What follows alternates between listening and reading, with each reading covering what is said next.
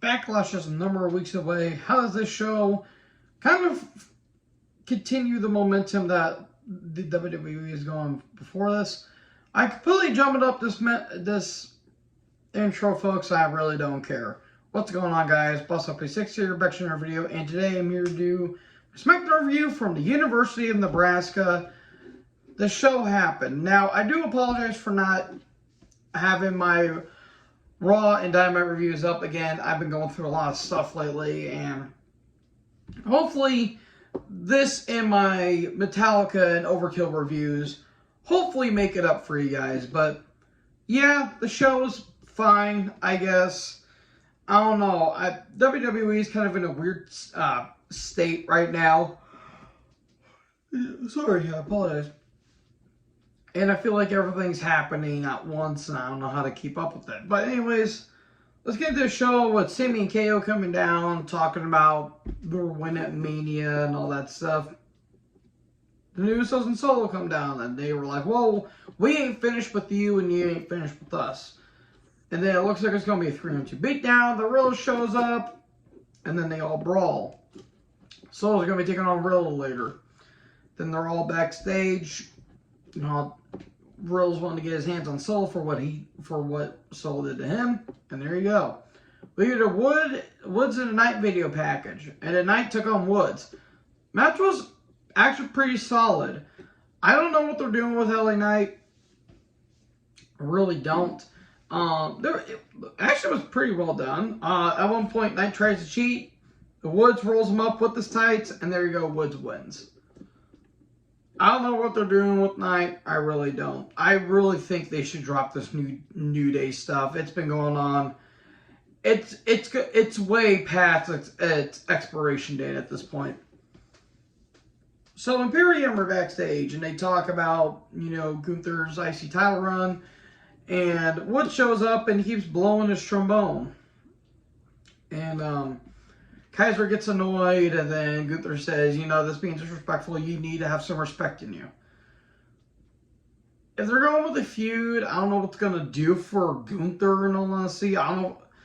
If they're doing it just for something to do with Woods, then okay, fine, but I don't know. It's just kind of a weird thing that they're doing with Gunther after the triple threat that he had at Mania. So we're going to recap of Solo destroying Riddle last December, which was great. Then Riddler is in backstage, hyping up his match against Solo, and KO kind of hypes him up more. Kayla looked great. She's with Judgment Day in gorilla position. And Dominic talks.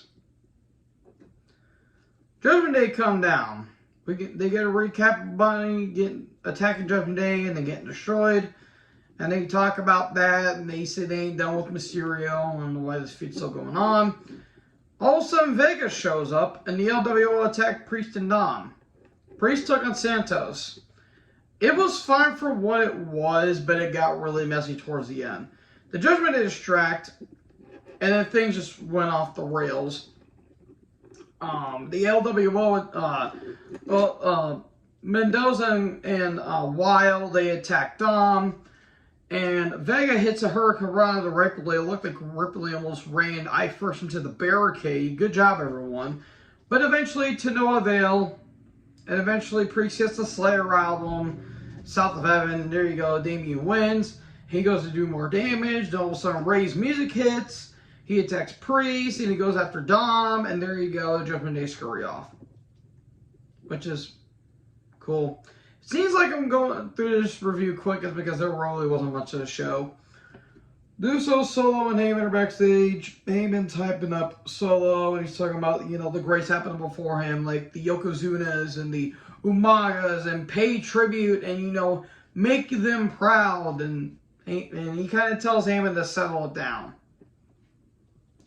So Liv, who looked great tonight, and unfortunately Raquel, they come down talking about how they won the women's tag titles, and then Trish beating up Becky. And talk all that stuff, and Raquel says she couldn't have asked for a better partner. She's had 4 partners in the span of 2 years now, basically, which is ridiculous. And then all of a sudden, Green and DeVille show up. great. I like Sonya, don't get me wrong, but she was completely checked out. And Chelsea Green, this character sucks. I gave it so many chances, but it's gotten to the point where it's just become egregious. But looks like we're going to have ourselves some challengers. Miss Butterface is going to be in a championship match in 2023. Oh God, the dear apathy. And they run off Green and DeVille. Great. So, Nakamura comes out. Nakamura is back. We haven't seen him in a few months because he did Muta's last ever match. I think he stayed in Japan for a little bit. I guess he wanted to take a little vacation there. But good, Shinsuke's back. Or Shinsuke is back. And then Emma and Moss are in gorilla position. I completely forgot Emma was even back in the company. She tells Moss, you're better than them. And then Moss and Nakamura had a match. It really wasn't anything worth the note. There was a botch early in the match where it looked pretty bad.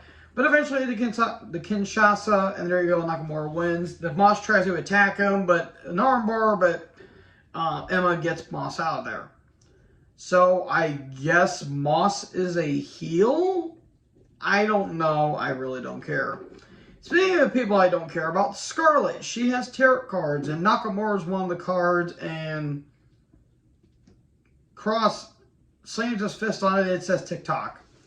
So apparently Cross and Nakamura are going to be having a feud. I don't think anyone with two functioning brain cells is going to care about it. I like Nakamura, don't get me wrong. Cross is a good athlete, and that's about it. Everything else has been complete smoke and mirrors. And this return has done nothing. Like, okay, when he showed up, it was cool, but no one cared afterwards.